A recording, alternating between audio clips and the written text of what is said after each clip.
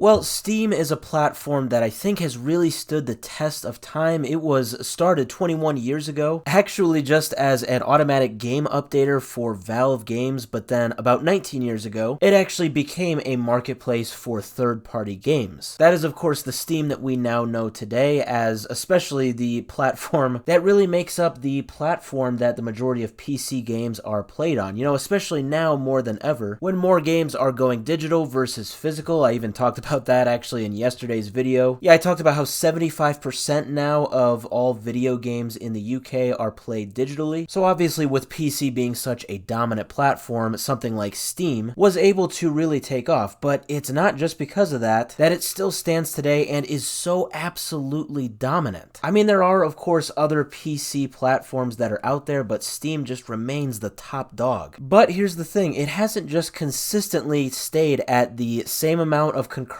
players over the past few years. It has actually been growing tremendously, really even in the last year or two. I mean, obviously, games really took off during COVID, but once the lockdown was lifted, we really started to see a lot of things with gaming and media just start to decline, and even still today we're feeling the effects of that. But it's crazy how Steam, well, it actually continues to break records just like this morning. So it actually just broke 38 million concurrent users that were online. So this was, it looks like, as of 10 a.m. Eastern Standard Time today, September 22nd. Now, looking at the Steam charts, it looks like every day at about that same exact time. It always peaks. I really don't know why. Now, this is crazy because, as senior editor Tom Warren pointed out on Twitter, this record has been constantly broken by Steam. Actually, just about a year and a half ago in January of 2023, they broke 32 million online users. And then last month, August of 2024, they got to 37 million. And now, just this morning, they're at 38.3 million. Yeah, I mean, it's clear this number is only going to go up. This record is going to continue to be broken by Steam. But I think it shows a bigger picture as well. You know, going back to what I was saying about a lot of things in gaming and media kind of being a little unstable and kind of going down ever since like 2021, 2022. Steam is going up, and I think this is actually reflective of the PC market in general. Yeah, I've really been seeing this conversation about PC just being a much more rational decision versus console. I've seen that being discussed a lot more just in the recent years and even months, and I'm a prime example of this. I've always been a console user, but now I'm saying no more. I've been saying that for about a year now, that I'm just not buying another console. The next,